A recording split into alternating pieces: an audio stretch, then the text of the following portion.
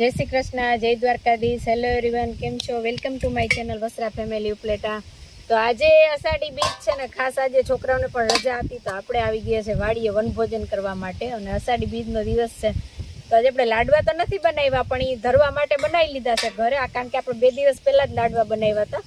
એટલે આજે આપણે બનાવી છે દાબેલી. દાબેલીનો પ્રોગ્રામ છે વાડીએ. જો આપણે દાબેલી બનાવીને તૈયાર આજે લઈ આવ્યા છીએ વાડીએ, કારણ કે દાબેલીમાં કંઈ હોય નહીં બધું, એટલે આપણે બનાવીને તૈયાર વાડીએ લઈ આવ્યા છે. હવે આપણે બધાને જમવાની છે ને કેશવભાઈને લાગી ગઈ છે ભૂખ, તો જો દાબેલી બતાવે છે બધાને કેશવભાઈ કે આપણે દાબેલી તૈયાર છે, સરસ બોક્સમાં ભરીને આવી ગયા છે, એટલે બીજું કાંઈ વધારે આપણે લઈ આવવું ન પડે. આજે એવી રીતનો આપણે પ્રોગ્રામ કરી નાખ્યો છે વાડીએ. અને આપણે બધા ગાયોને બધાને રમાડી લીધું, રોટલી દઈ દીધી છે, અને હવે આપણે જમવાનું સ્ટાર્ટ કરવાનું છે. એટલે અષાઢી બીજ છે આજે, ને વાતાવરણ ખૂબ સરસ છે. સવારમાં બધા કહેતા હોય અષાઢી બીજ હોય ને વરસાદ ન આવે, એવું તો બને નહીં. સવારમાં વરસાદ આવી ગયો છે ને હજી વાતાવરણ અત્યારે બહુ મસ્ત છે, જો તમને દેખાશે.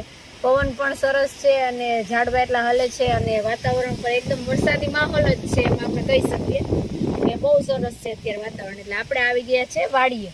ખાસ તો અષાઢી બીજનો દિવસ છે એટલે આપણે વાડીએ આવવું હતું. અને વાતાવરણ ખાસ કરીને ચોમાસામાં ખૂબ મજા આવે છે આપણે વાડીએ, એટલે આપણે વાડીએ આનંદ કરવા માટે આવી ગયા છે. શ્રી આપણી પાસે આવી ગઈ છે અને રેવાય આવે. જો શ્રી આવે એટલે આપણે રેવાથી બીક લાગે ભાઈ. શ્રી ને ખંજવાળવા નથી દેતી, રેવા. આપણે વાડીએથી વન ભોજન કરી અને ગાયો પાસે બધાને મળી અને હવે આવી ગયા છે આપણે ઘરે. અને જો આપણે ઘરે આવી અને દૂધ ભરવાનું કામ આપણું ચાલુ છે અત્યારે. બધા સાંજના દૂધ વાળા હોય ને એ બધાના મેકર હોય છે અહીંયા. આપણે જો દૂધ ભરીએ છીએ, દૂધ ભરી અને પછી બનાવવાનું છે રસોઈ. તો અમારા વિડીયોને લાઈક કરજો, શેર કરજો, કમેન્ટ કરજો. અમારી ચેનલ પર જો તમે નવા હોય ને તો અમારી ચેનલને સબસ્ક્રાઈબ કરજો. જય શ્રી કૃષ્ણ.